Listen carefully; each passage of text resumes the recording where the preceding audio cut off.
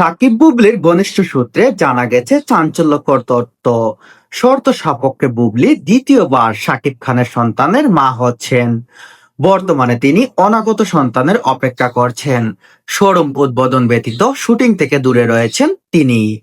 এক নির্ভরযোগ্য সূত্রে গণমাধ্যমকে জানিয়েছেন, বুবলি সাময়িক বিরতি গেলেও নির্ধারিত হাতে থাকা সিনেমার কাজ শেষ হলে অভিনয় থেকে নিজেকে গুটিয়ে নেওয়ার শর্ত দিয়েছেন মেগাস্টার শাকিব খান। দ্বিতীয় সন্তানের জন্মের পর হাতে থাকা কাজ শেষ হলে সন্তান ও সংসারে মন দিবেন বুবলি, এমন শর্ত জুড়ে দিয়েছেন ঢাকায় কিং। বুবলির স্বামী শর্ত মেনে নিয়েছেন স্বামীর জন্য শর্ত মেনে নিয়েছেন।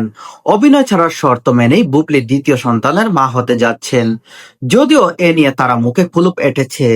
অভিনয় ছাড়া বিষয়ে জানা গেছে, বুবলির সাথে যোগাযোগ করা হলে তার কোনো সাড়া পাওয়া যায়নি।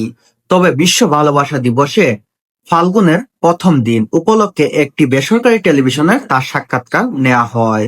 তিনি সেখানে তার জীবনের বিভিন্ন গল্প তুলে ধরেন।